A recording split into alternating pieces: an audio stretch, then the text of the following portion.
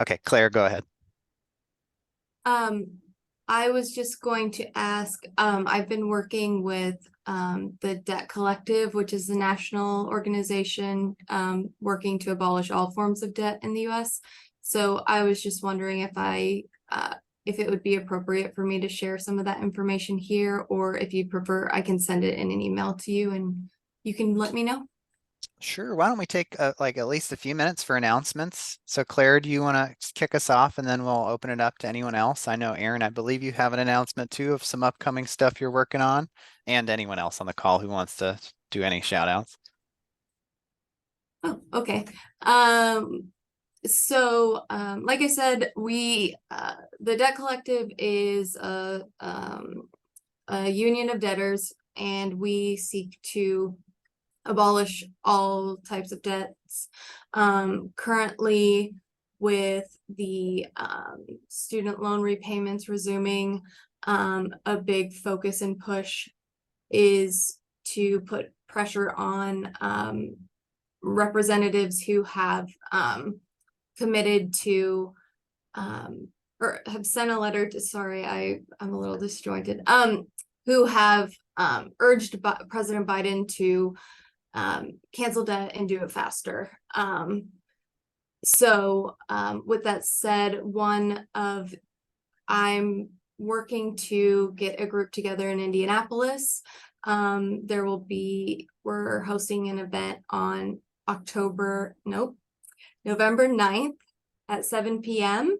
And that the goal of that is to strategize on how we can put convey to Representative Carson our need for him to be an advocate for us on this.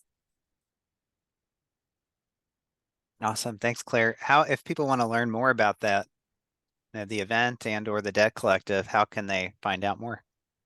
Yeah, I will put some links in the chat box. And if you can't attend the event, there's a tool that we're using to directly submit to the Department of Education for anyone who wants their debt abolished. And they have to respond to each. So I'll also put a link to that as well. Awesome. Thanks, Claire. And Amy, welcome. We had just finished check-ins before you got here. So if you want, we're doing number, color, and your favorite thing about fall. And also like a little bit, like very briefly, who you are, how'd you come to the meeting? Yeah, hi, I'm Amy. I'm a journalist. I'm kind of covering Kepra's housing initiatives. I work for a radio program called Making Contact. And my number, what is it? Number? Yeah, Uh, how you feeling? Approximately 1 to 10. That's the scale you want to use and your color. okay. I give it an 8, and my color would be magenta. Nice. And what's your favorite thing about fall?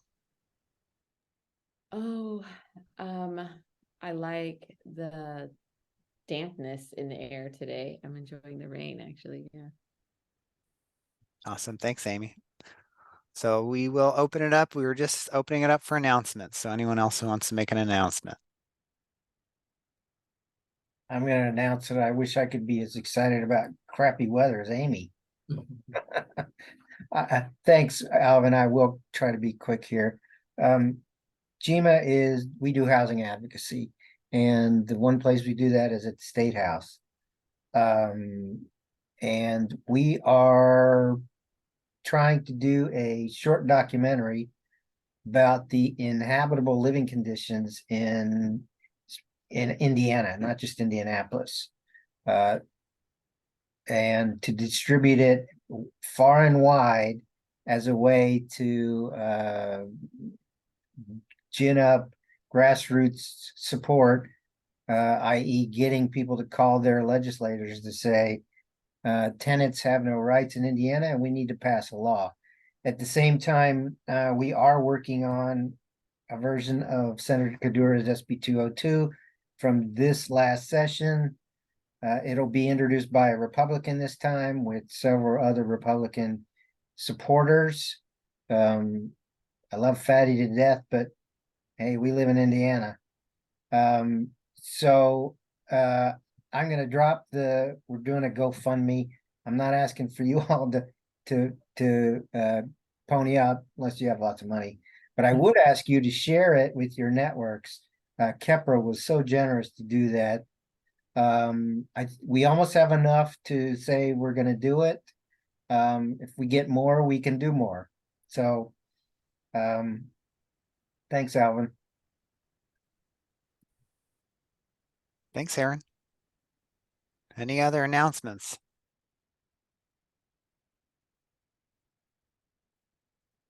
Go ahead, Claire.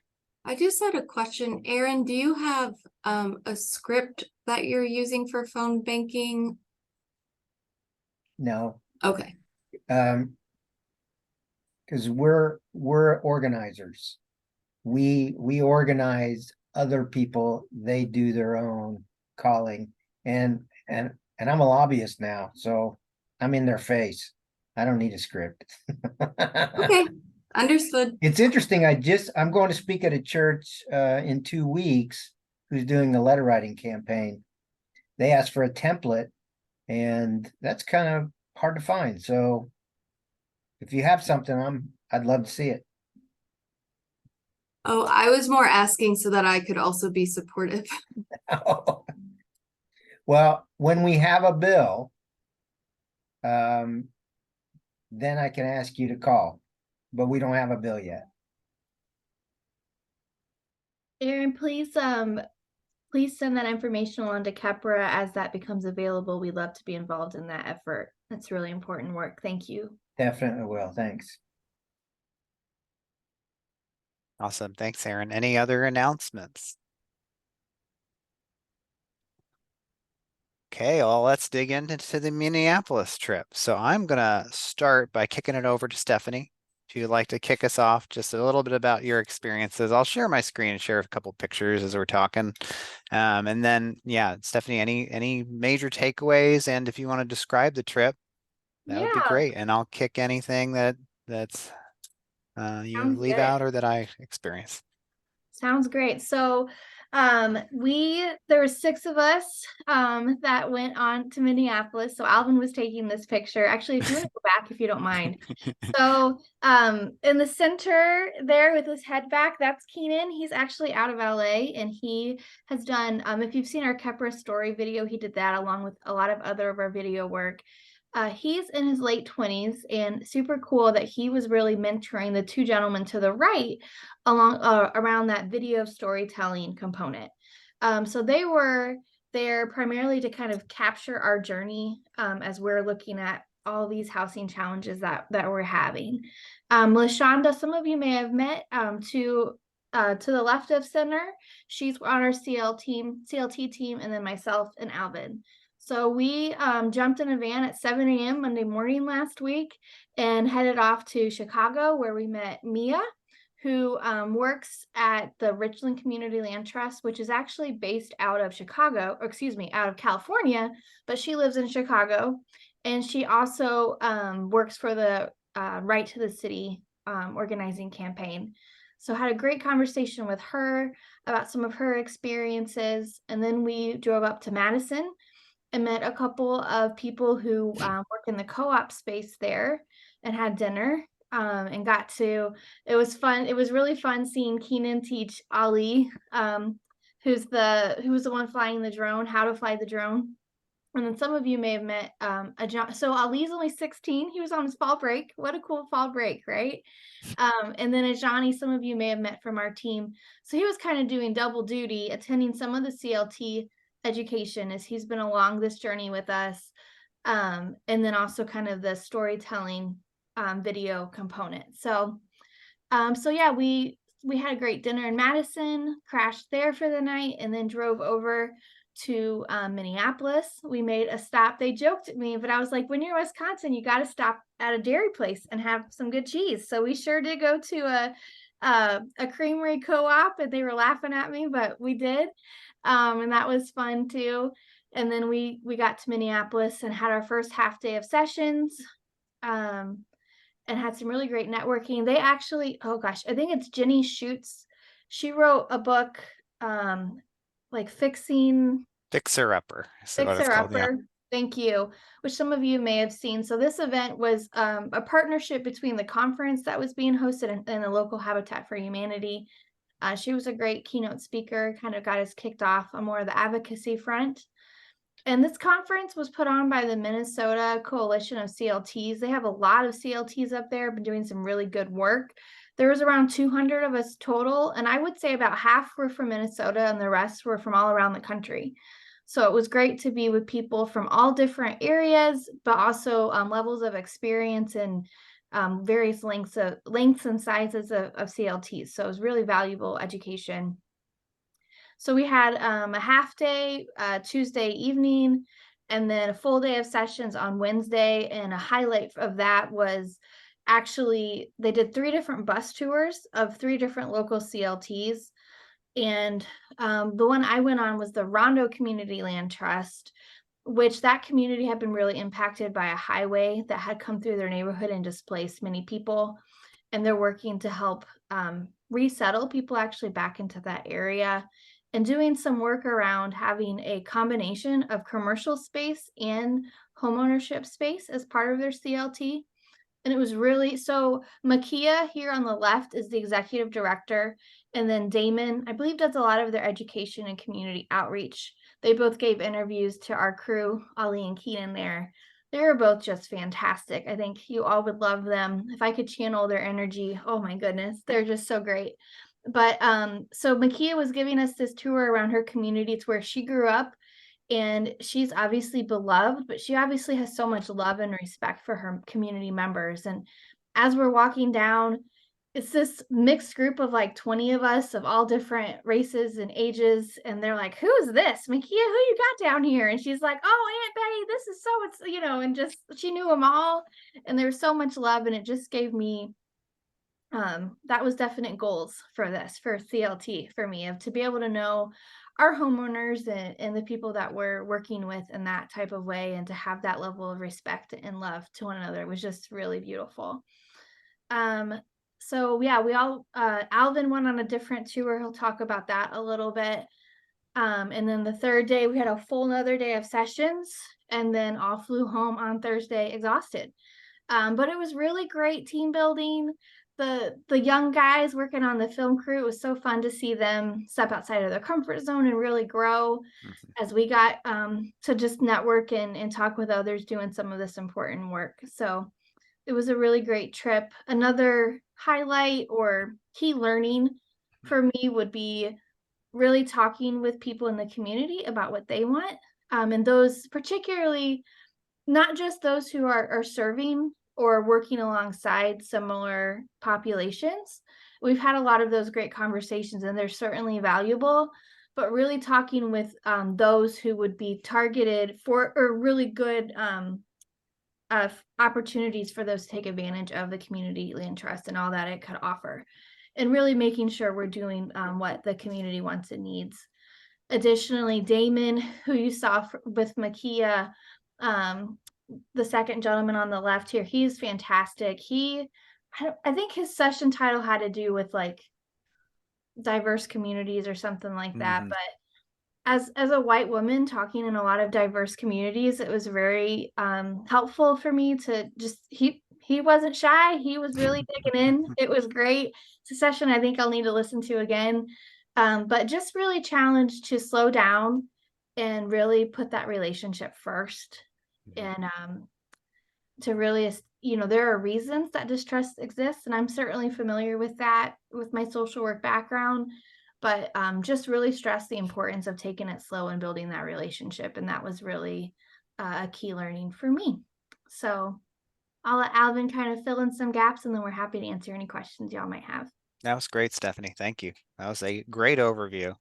Thanks. And I'll just add in some of my takeaways too. So Damon's session was definitely like a good takeaway for me, like, and really resonated with a lot of our experiences. So the session was really like about like the Black community and people of color and community land trusts, and just really the idea of like very really talking about, when people come in to communities, like, and say, oh, there's this great deal, community land trusts. It's like, oh, who is going to benefit from this?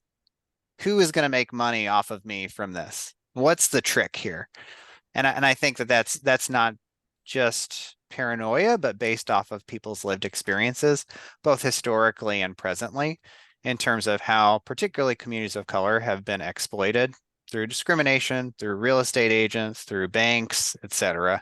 And really that is a real sentiment. And to reach people, like you basically need to be in community and in relationship with people of color, and your team and staff and culture needs to reflect that, and to be able to talk real with people. And he was just kind of like real, like getting at people like, hey, like, do you just like know some black people, or do you actually have like people that are close to you in your community and part of your family? And in a sense of, and really like to me that really sparked the idea that um, the cultural piece and the relationships and the paradigm in terms of your worldview that you bring into whatever work you're doing, whether it's a nonprofit, a community land trust, or like a for-profit business, really just like that's really what makes or breaks whether something really can contribute to community. So there's like very practical components where people benefit, but like the idea that um, having a clear worldview about how our work fits in with like what community wants and needs, and really even just thinking differently from kind of the dominant paradigm of it's about transactions or it's about numbers, and shifting that to being about relationships and people.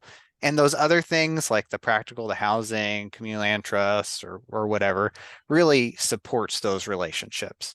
But it really has to start with our relationships in community and even our mental models to get out of kind of the, and it's kind of like intangible, but that like for me, at least through my experiences in Kepra and through doing community work, that really resonated about like that's the really hard part of the work, because and it impacts like really a lot of things.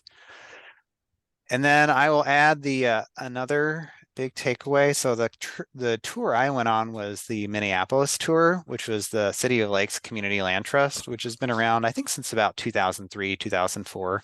It's originally started, and really like understanding the trajectory of their organization. And I think they're maybe the third largest community land trust in the country now. I think they have about like 300 some single family homes that are in their trust. And they started as part, I think, of a coalition of community development corporations, and then created their own nonprofit organization, and really started by partnering with developers and community development corporations, nonprofit and for-profit, as like their beginning projects, and then started a home buyer driven program, and really grew from there as they learned more and built the relationship with the city over time, and demonstrated kind of their ability to manage and create the model that they did. And I think that one of my main takeaways was really opening myself up to all the different kind of options there are, and that like I think beforehand, I think we were wrestling with the idea of, well, what is in alignment with our philosophy? What tools? Is it cooperatives? Is it community land trusts? And I think for me, it helped me step back from like co-ops are good and are better because philosophically they are more about community and working together, to step back and say, hey, you can do great work with whatever model because it's about that culture and the relationships that you bring to it. And I think that was really like kind of a breakthrough. And also just like talking with Stacy, who works with the City of Lakes CLT. This is her on the right. Like I was at the conference last year and also this year, and she's just like extremely knowledgeable and like caring, and has been doing the work for about 13, 14 years now. Um, and one thing she said was that you have consistencies in your policies and programs, but flexibility with people. So the idea that you have a model that like, okay, here's generally how it's going to work, but at the end of the day, that model serves people, and that there can be some flexibility within that. But you have a model that is like works to help leverage resources to put them in the hands of community. And I think about 50% of their properties were created through their home buyer initiated program, which is a kind of community land trust program where instead of building new housing, they help a home buyer purchase a house that's on the market. So let's say the house across the street is for sale for $200,000. City of Lakes CLT might help bring $100,000 of cash through the city, support from the city or other sources. Mostly they get funds from the county and also the city to do things like that. So instead of their mortgage being for $200,000, their mortgage is for $100,000, which then makes it way more affordable. And that family gets to stay there as long as they want, forever, really, and can pass it on, and it can be inherited or passed on. And it appreciates at a fixed rate. So there's a limited appreciation based off that $100,000. So when they sell it again, if they sold it in 10 years, they might sell it for 120,000 instead of, if let's say the market took off and they could sell it market rate for maybe like 400,000, but instead that investment stays in the home and is passed on to the next homeowner, or it's kept in the house and that family and person enjoys it forever if they want to. And then City of Lakes also does home repair, owner occupied repair. So whenever people like move in, they do like $30,000 to $60,000 of repair. So particularly lead abatement, any like safety and deferred maintenance or health issues or structural problems. They have kind of like a checklist, and they have this whole system of how they make the program work. But that's kind of like, seems like it's worked really well for them. And really the one, they say it's their most popular program because people get to choose where they want to live. They get to choose what neighborhood and what kind of house will serve them and their household.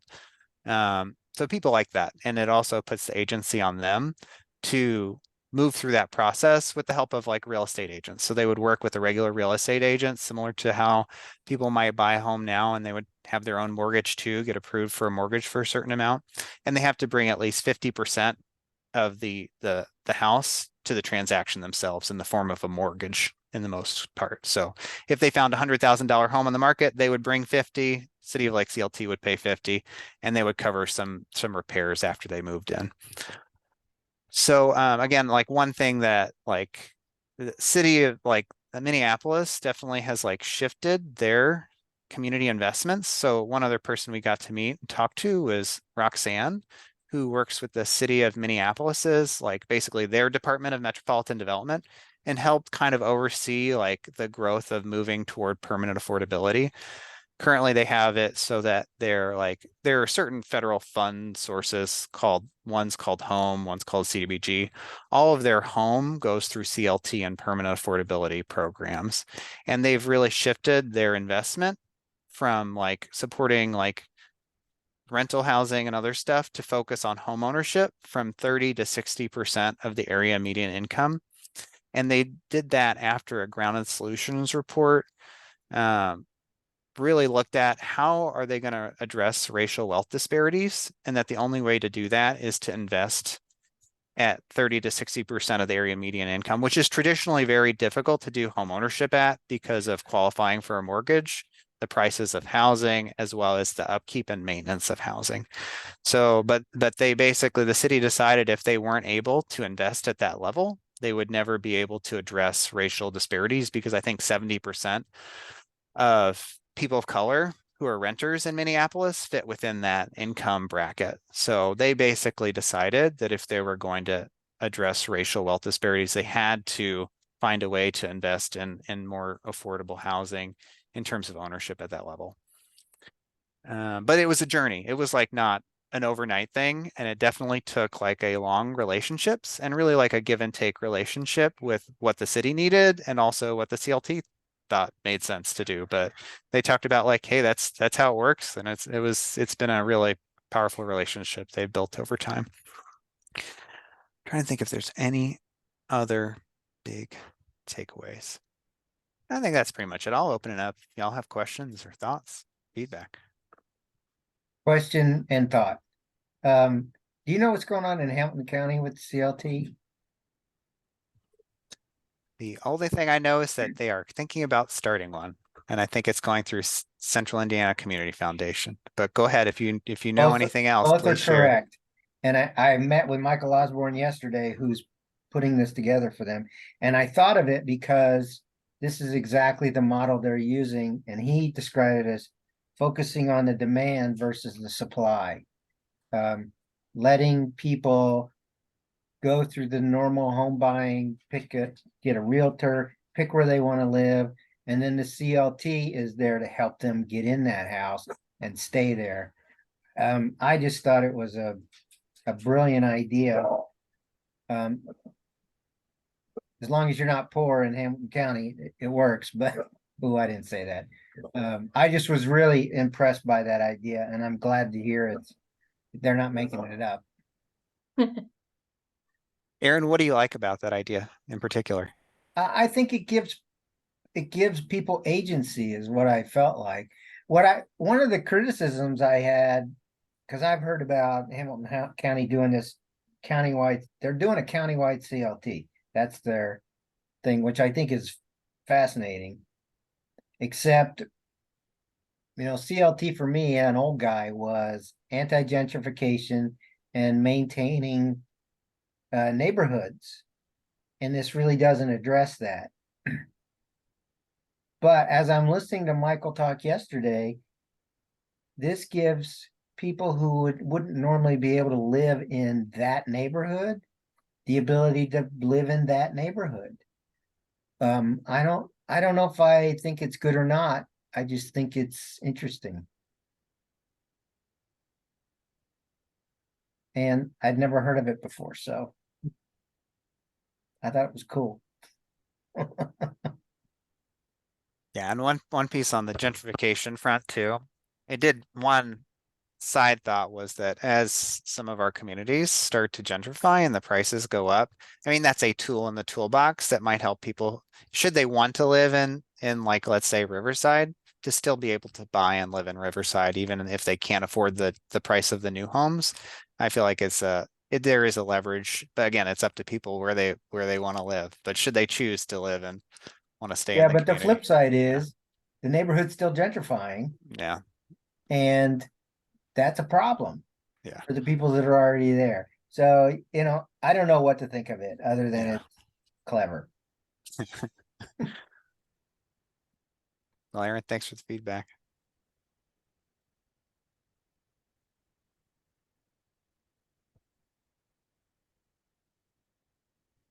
Any Joe, other did you thoughts have or some thoughts? questions?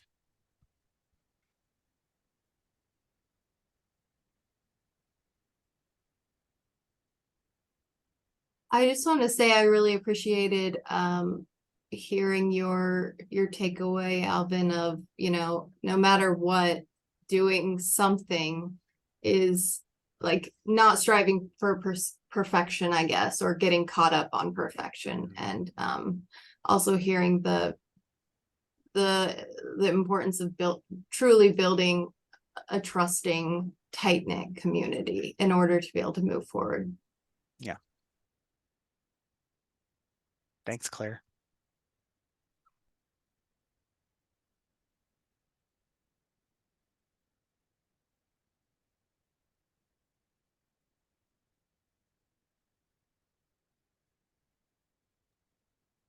So I'll just ask, where's Kepra on the CLT? And I know I talked to Joe about this at the Colburn event, but I'm curious to know what you're working on. Sure, sounds good. So we'll just jump in. So I think, like you said, one of the first projects, so like the City of Lakes trajectory, partner developments, as well as they started home buyer choice program. So we're currently partnering with Inglewood and Joe and his team on the first development of Temple Avenue townhomes. Joe, if you want to speak to that, I'll create some space if you'd like to share what the project is. Yeah. Thanks, Alvin. This is the subject of the evening. I'll be working on this late tonight, but this is proposed as a 20-unit development, 13-unit phase 1 that's pretty well funded at this point, and a 7-unit phase 2 that we're still gathering up some funding for. That would be both 3-story townhomes and 2-story duplex townhomes for permanent home ownership and affordability through the Community Land Trust. This is a piece of land that we own, or several pieces of land that we own at New York and Temple. this is a part of our neighborhood that is rapidly escalating in price and gentrification. In fact, just behind our parcel on Tacoma that backs up to our property, single family lots are now selling for 55,000. So I mean, it's just nuts. I mean, my house was appraised for 50,000 5 years ago, and now lots are selling for more than my house. But so we're glad to make literally the very best property that Inglewood owns and make it available for permanent affordability and home ownership. It's right on the New York bike lanes, right on the New York bus line, within the TOD district along East Washington Street. So again, it's a great place to live, and I'm really excited about what we're hoping to build there. We hope that all 20 units will be built by our friends at Volumod, and Volumod employs about 60% of their employees are justice involved and kind of reentry persons. And so we feel really, really good about working with them. We are now out to bid on that project, or at least the first 13 units of that project. And so we'll get bids back from the contractors in about 2 weeks. Bye, Claire. In about 2 weeks, and we'll kind of know what our costs are on that project.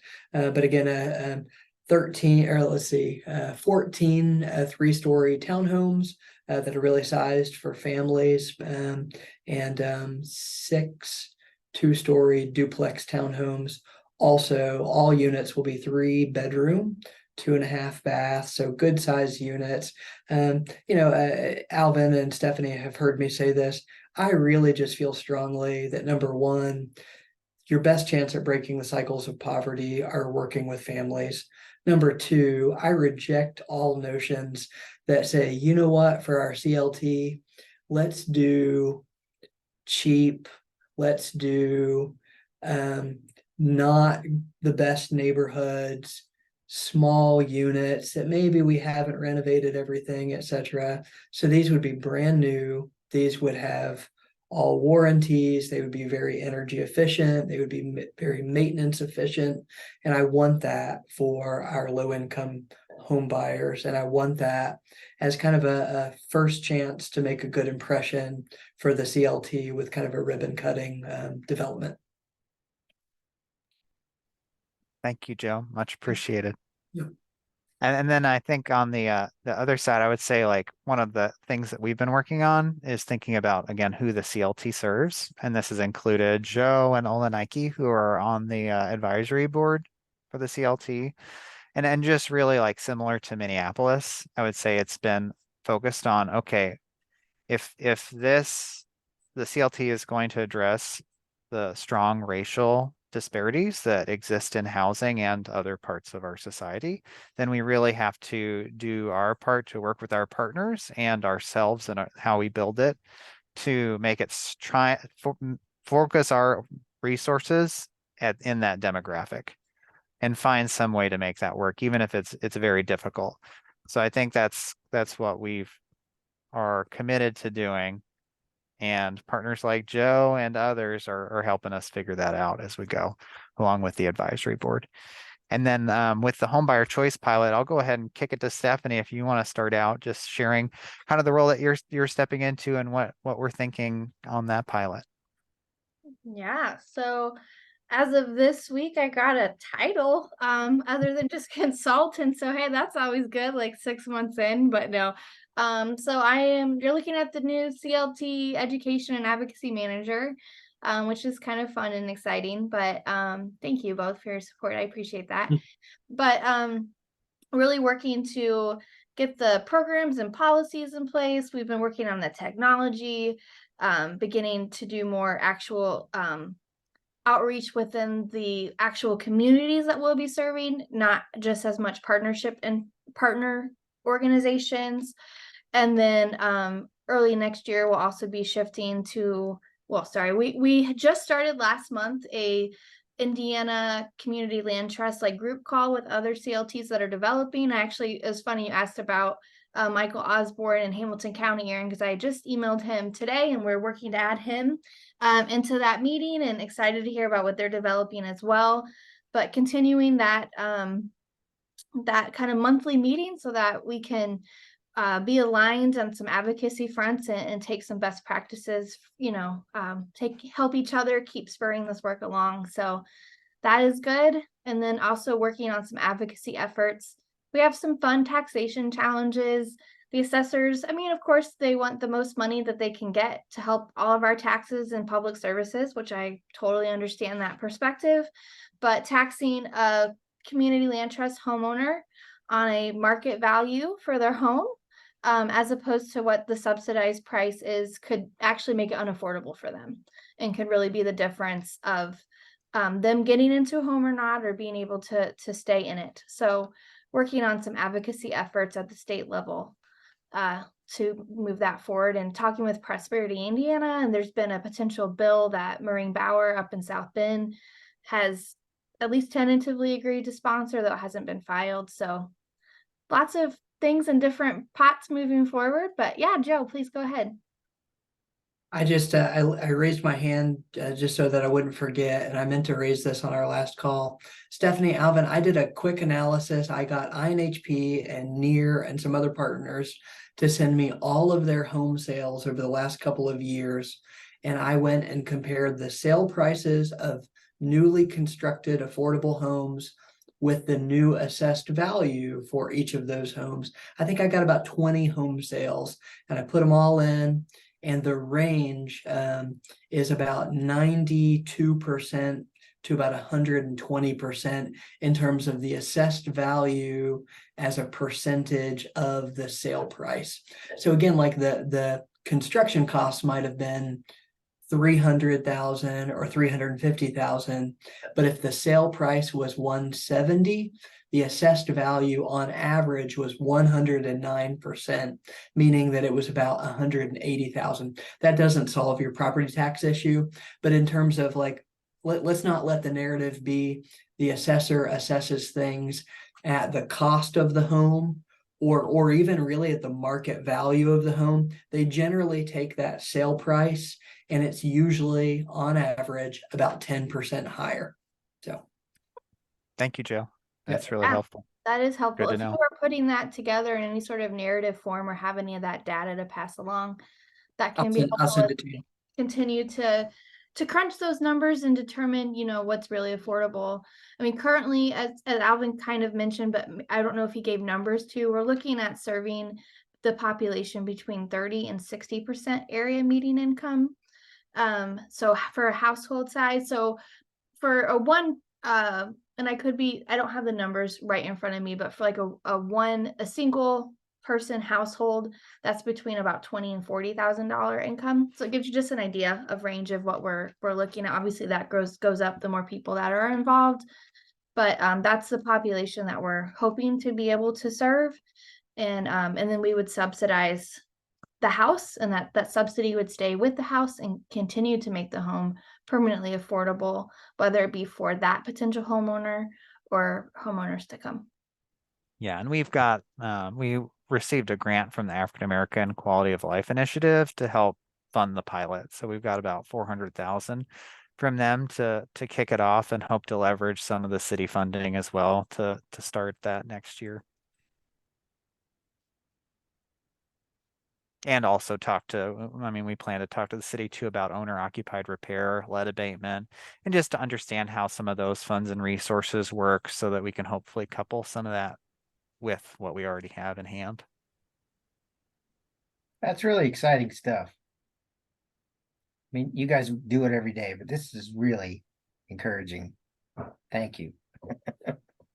Thank you for the encouragement. Sometimes you're just like in it every day. You're like, Yeah. are we making any progress really? Like, Yeah. I'm talking to for-profit developers every day. You want to talk about not Mm. making progress? God bless you. They'll do the right thing eventually, or not. Yeah. So any other questions or feedbacks or thoughts people want to add in tonight?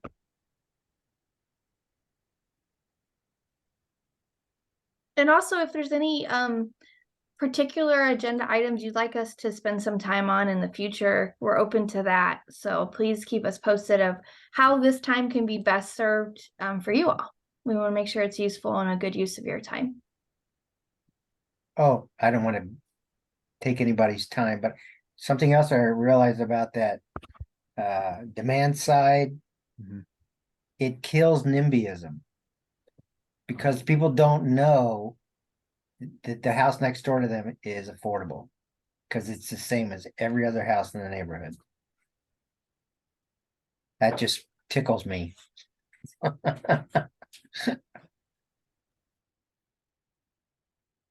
Yeah, it doesn't look any different. I mean, one thing that'll be interesting to see is if homeowners realize it's getting purchased by something different, if we get any pushback. I mean, I don't know what that actually has looked like for those who are doing that program now. It could still come in if they find out it's getting subsidized. But this is also very different in that it's not like at least at this point, a huge multifamily neighborhood that's coming in. It's a house that's already existing within the neighborhood. The hope is too, this is, well, one, it's not getting bought by an out-of-state landlord that's going to rent it out and let it go to crap. So hopefully the home quality stays out or even gets better than it would. Because this is somebody that's invested in that home versus it being like rented out and things like that. So we'll see. I was going to ask Aaron if you've shared with Alvin or Stephanie or any of the other folks on the call just the event that that Gima and others hosted at Inglewood a couple weeks back, the Greg Colburn event. And I I was know. there Oh, actually. okay, Stephanie, I Yeah. didn't see there, but that's Yeah. great. That's great. Yes, it was Yeah. great. It's a great conversation. So Yeah. I mean, it's not at the center of the bullseye for this conversation, but I do think a lot of the learnings there have been really impactful and have resonated quite a bit. Well, I think where it intersects is the title of the book is Homelessness is a Housing Problem. Yeah. And we meet again tomorrow because we don't want this to be a one and done. We need to re-educate, fill in the blanks, city, state, philanthropy, that the tropes about homelessness are all wrong. It's all about lack of affordable housing. And if we house people securely, it's cheaper. Yeah, that's a rough summary of Greg's work. But these for-profit developers that I'm talking to, when couched in that language, economically, it's cheaper, both for them and for our city. They get that. So we got to deal with what we have, and we have a Republican supermajority, and that's the language they hear. So, Joe, I was thrilled with the turnout of the main session. I was shocked by how much feedback I got by email afterwards. Mm. I was a little disappointed with the parlor sessions, but you know, we had great conversations. Sure. And people the philanthropy conversation was very small, but really powerful. They realize they're putting their money in the wrong place. Yeah. And if we're going to have sustainable systemic change, they have to change the way they're doing things. Aaron, if I could, I feel like for me, what I felt like was most helpful about that talk a couple weeks ago is I feel like sometimes I'm caught in between two worlds, and so like I have groups of friends like a space like this with our friends at Kepra and others that are just huge advocates for affordable housing and affordable home ownership, etc. And in those spaces, it's a little harder to maybe find